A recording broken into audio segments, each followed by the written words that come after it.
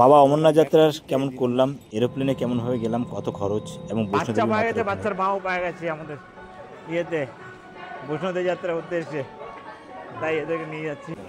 বন্দে ভারত কেমনভাবে চললাম এবং ডান্স ফান্স কীভাবে করলাম, দিল্লিতেও ডান্স করা হলো এবং বালটালেও ডান্স করা হলো। তারপরে বালটালে গিয়ে শরীর অসুস্থ হওয়ার জন্য নিয়ে রাখি, তারপর দেখা যাবে কারণ কি হচ্ছে না হচ্ছে। তারপর একটু ডান্সে একটা এনজয় করা হলো। তারপর ওখান থেকে হেঁটে হেঁটে কীভাবে গেলাম, এমন কত খরচ হয়েছে সমস্ত কিছু পরবর্তীকালে বলবো। তবে অমরনাথ না গেলে কেউ বুঝতে পারবে না।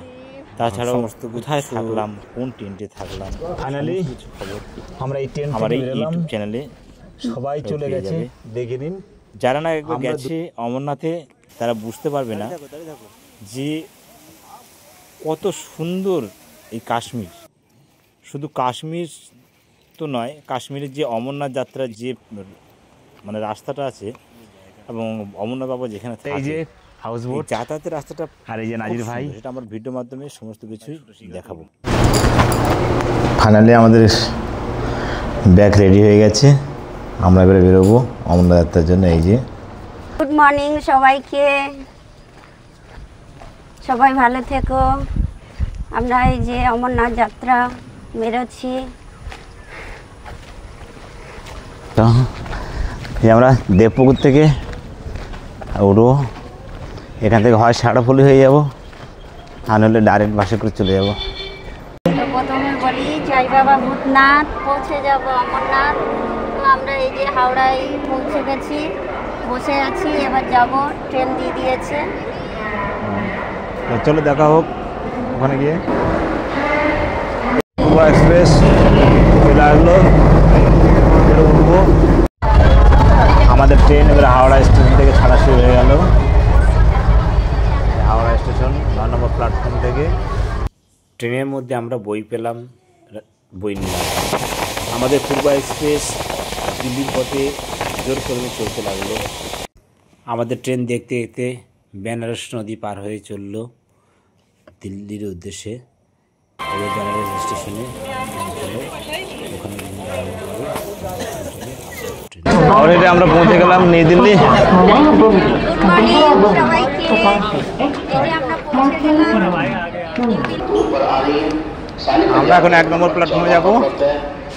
ক্লক রুমে ব্যাগগুলো রাখবো, রেখে দিয়ে একটু ঘুরবো, ঘুরে তারপরে মেট্রো ধরে আর দিল্লি এয়ারপোর্টে যাবো, এয়ারপোর্টের উদ্দেশ্যে। ঠিক এই স্টেশন আছে, এর পাশে 16 নম্বর রুম থেকে 16 নম্বর প্ল্যাটফর্ম এদিকে আসতে হবে। এই যে আমরা দিল্লি স্টেশনে এখানে দাঁড়িয়ে আছি। এখানে ক্লক রুম আছে, আমাদের পিছনটা ক্লক রুম আছে। আর এই যে ব্যাগ জমা রাখতে পারো এখানে এই দৃশ্যটা দেখে নিন। এই যে 8 নম্বর যেটা গেট লেখা আছে, ঠিক তার পাশে এই যে এই রুমটার ভিতরে যেতে হবে। ভিতরে গিয়েই তো বাম সাইডে 16 নম্বর ব্যাগ জমা দেওয়ার জন্য। 24 ঘন্টার জন্য নেয়, 35 টাকা নেয়। দিল্লি থেকেও আসলে তার মাথা ঘুরে যাবে একটু, কারণ অনেক বড় এরিয়া। ঠিক 12 নম্বর গেটের অপোজিটে, 12 নম্বর গেটের অপোজিটে এই যে এখান থেকে হচ্ছে দিল্লি গেট, ইয়েলো লাইন। দেখো উপর দিক থেকে আসতে পারে, এই যে লাইনটা আছে ওই স্টেশনের উপর থেকে আসতে পারে। থেকে এসে ওখান থেকে এসে নামলে 1 নম্বর গেট, কিন্তু ওটা নো এন্ট্রি গেট, পাশেই আছে গেট।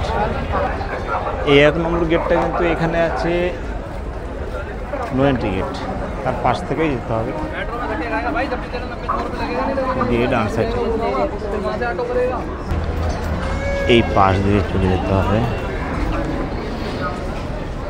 সোজা, হচ্ছে এন্ট্রির জন্য এই দিক। এদিক দিয়ে আসা যাবে, লাস্টের এখান থেকে নামা যাবে।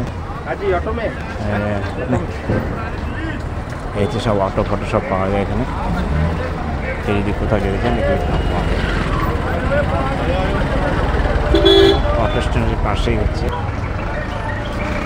গেট নম্বর 5 থেকে ঢুকলে ওটা হচ্ছে মেদিনী এয়ারপোর্ট এক্সপ্রেস মেট্রো স্টেশন, যেটা এয়ারপোর্ট যাওয়া হয় যেখান থেকে।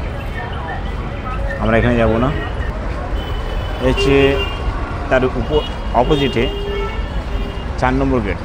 এই 4 নম্বর গেট দিয়ে ঢুকতে হবে। এবার আমরা এগিয়ে 4 নম্বর গেট থেকে ঢোকা শুরু করলাম। इधर अच्छी इगला लखा है 3 अल्लाह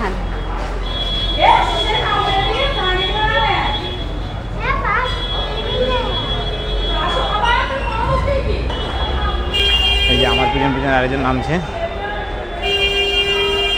ও কিছু বলতে পারছে না। সারা রাতে ঘুম হয়নি, একটু ক্লান্ত বোধ হচ্ছে। ঢোকা হলে রাউলাম শুধু আমার ফুচকাটা হচ্ছে ইয়েলো লাইন, ইয়েলো লাইন থেকে নিচে যেতে হবে।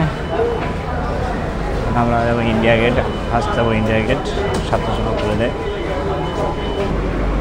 এটা থেকে বুঝতে হবে কোথায় কোথায় যাওয়া যাবে না যাবে। আমাদের ট্রেনটা তো ছেড়ে গেল, বুঝতে পারিনি ফার্স্ট টাইমে।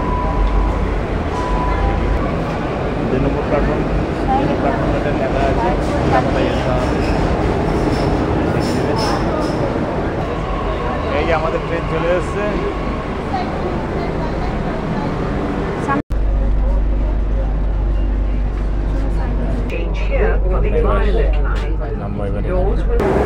অরেঞ্জ লাইন যারা ওই যে ট্রেন উঠবে অরেঞ্জ লাইন যাবে। এটা ছিল ইয়েলো লাইন, আমাদের লিলি এই যে দাঁড়িয়ে আছে। আমরা আবার এই উঠছি, আমার সঙ্গে আমার ডার্লিং আছে।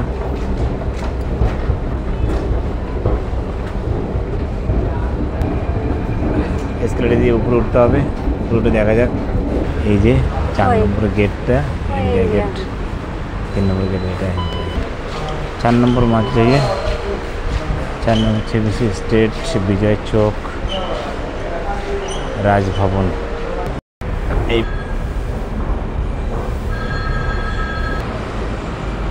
অবশ্যই আমরা বাইরে বেরিয়ে গেলাম রাস্তায়। কত সুন্দর জায়গা।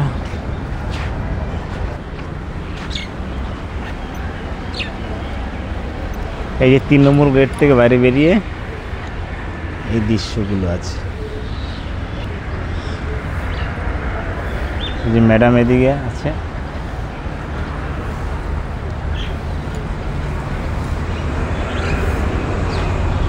দেখি ম্যাডাম। হ্যাঁ, এই যে রাস্তা, ওই যে রাস্তা, ওখান থেকে 3 নম্বর গেট থেকে বেরিয়ে এসে এইসব দৃশ্য দেখতে দেখতে এখানে লেখা আছে। আসতে দেখা যাচ্ছে কিনা জানি না। भोली भाली लड़की खोल तेरे दिल की प्यार वाली खिड़की हो भोली भाली लड़की खोल तेरे दिल की प्यार वाली खिड़की हो এই আমরা এবারে ইন্ডিয়া গেটের দিকে যাচ্ছি। এই হচ্ছে তার রাস্তা, নিচের তলা দিয়ে উপরে রোড, গাড়ি যাচ্ছে। কিন্তু বুঝতে পারছি না কোন দিক দিয়ে যাবো, ডানে না বাঁয়ে। ডাই গেলেই হলো একটা, বাঁয়ে মানুষের জন্য, ডাইনে হচ্ছে এদের জন্য। এই যে ঢোকার রাস্তা ডাই, একটা রাস্তা আছে, বেরোনোর রাস্তা বাই।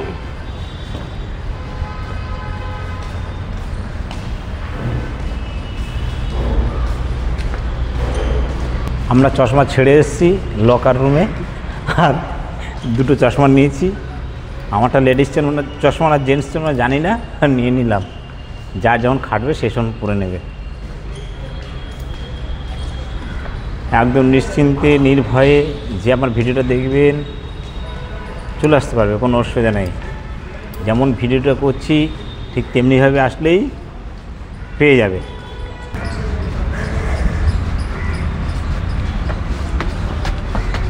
হ্যাঁ, আমাদের ম্যাডাম তো কেউ যদি ইন্ডিয়া গেটে আরও অনেক কিছু জানার থাকলে এখানে গাইড আছে, তাদেরকে নিতে পারো, হ্যাঁ, অনেক কিছু জানার জন্য। তো এই যে বাইরে বেরোলাম, এই ইন্ডিয়া গেটটা।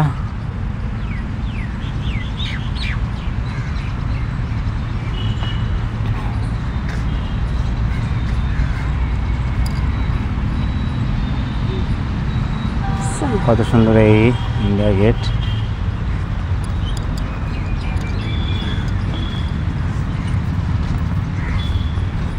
বলো।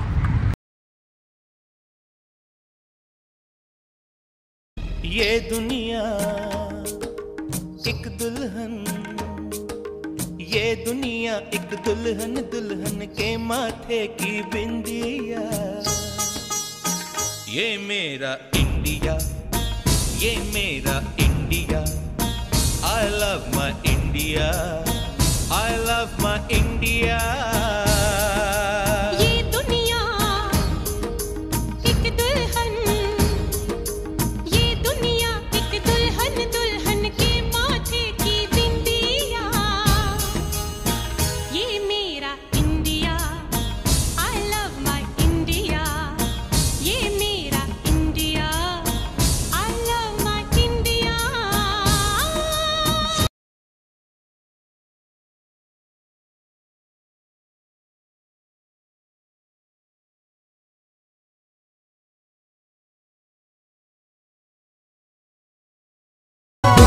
दिल्ली न जावे रे, बम्बई न जावे रे, दिल्ली न जावे रे, बम्बई न जावे रे। एक हमर सेले में जोड़ी रे, एक हमर झारखंडी गोरी रे, और सफीरतिया तोड़ी रे, इतने सुंदर झारखंड के छोड़ी रे। दिल्ली न जावे रे, बम्बई न जावे रे, दिल्ली न जावे रे, बम्बई न जावे रे। एक हमर सेले में जोड़ी रे, एक हमर झारखंडी गोरी रे, और सफीरतिया तोड़ी रे, इतने सुंदर झारखंड के छोड़ी रे। এইভাবে আমরা রাষ্ট্রপতি ভবন এবং লালকেল্লা এবং ওখানে একটা বিড়লা মন্দির আছে, এই সব দেখে, এই বিড়লা মন্দিরগুলো সব দেখে তারপর মেট্রোতে করে চলে গেলাম দিল্লি এয়ারোসিটি, যেহেতু কালকে ফ্লাইট আছে।